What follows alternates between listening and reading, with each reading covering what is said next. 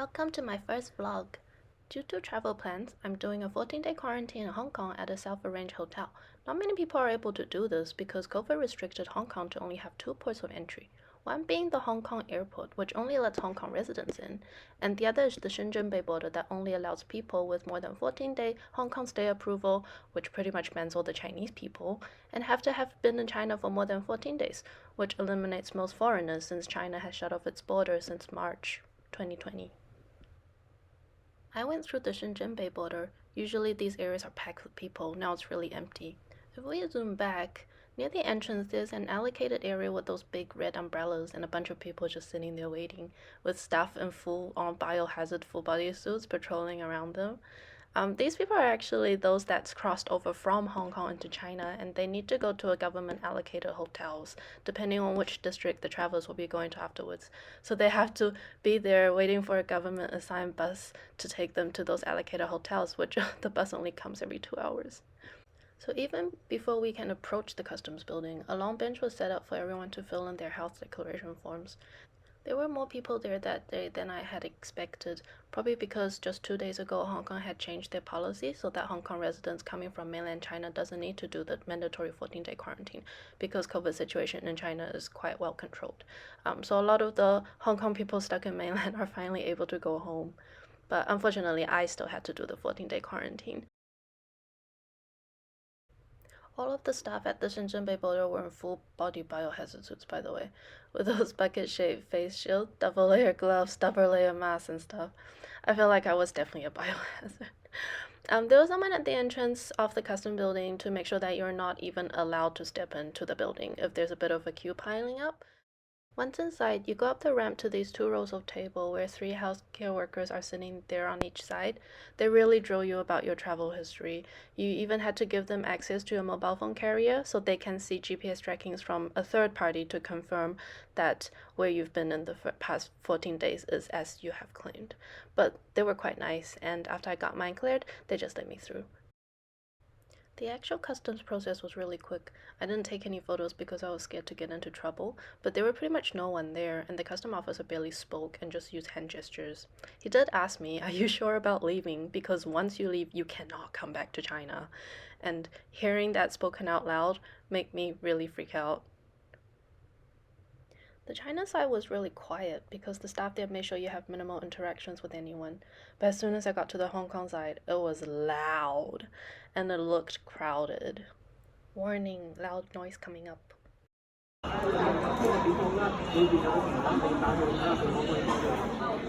It was a bit disorientating at first. I was like, oh my god, why are so many people? Are they stuck here? But then I realized it was actually mostly staff and volunteers helping travelers to follow a literally streamlined process to get health checked before seeing the customs. The staff are just wearing normal uniformal clothes and a disposable face mask, and not all of them wore gloves. I didn't feel like a biohazard this time. So the staff members helped you download an app and fill out the online health questionnaire and get a pink QR code. And then you go to this huge long row of desks. There were 2 officers per station per traveler. You talk to them through this plastic screen barrier. From their uniform, I think one is from the Hong Kong borders and the other is from the Hong Kong Ministry of Health. They also asked me a lot of questions, but they were really nice and they kept apologizing for having to ask me so many questions. They dial my mobile on the spot to check that they can contact me while I'm in Hong Kong, and they explain very thoroughly about what I need to do in quarantine every day. And they gave me this folder with a bunch of information inside, and especially there's this booklet that they told me that I need to fill out this page every single day. Like I had to record my own temperature for morning and evening throughout the 14 days that I'm quarantined. And then I didn't know that I had to do this, so I didn't obviously bring a thermometer with me, and I asked them what I should do, and they were like, oh, you can pick one up before you enter your room in the hotel, like on your way to the hotel. And then so after they made sure all of my information is in check, they gave me this like health declaration form. And then I followed the queue and went and got my wristband. I think it has a tracker inside, and it's linked to my mobile app. And I have to keep my mobile app on all the time with location service, Bluetooth, and Wi-Fi, so they can monitor the fact that I am here and nowhere else. And yeah, can't leave my room for 14 days. And I'm actually pretty excited for it because my room is so nice. So here I got a shout out to my dear friend Jen, who was so amazing and gave me the advice to shout out for enough space and a good environment because I'd have to be stuck in it for 14 days. So I chose the Nathan Hotel in TST, and I chose to arrange for my own food through the Food Panda app because there's so much good food in TST that I'd rather eat over boring hotel food. I secured this hotel after tons of research because not all hotels in Hong Kong are able to accommodate foreigners for the 14-day quarantine. The rates were surprisingly affordable, probably sadly because of the tourism industry being heavily affected by COVID, but it was lucky for me, I guess. Just like how we were allowed to arrange for our own quarantine hotel, we were able to arrange for our own transportation to the hotel.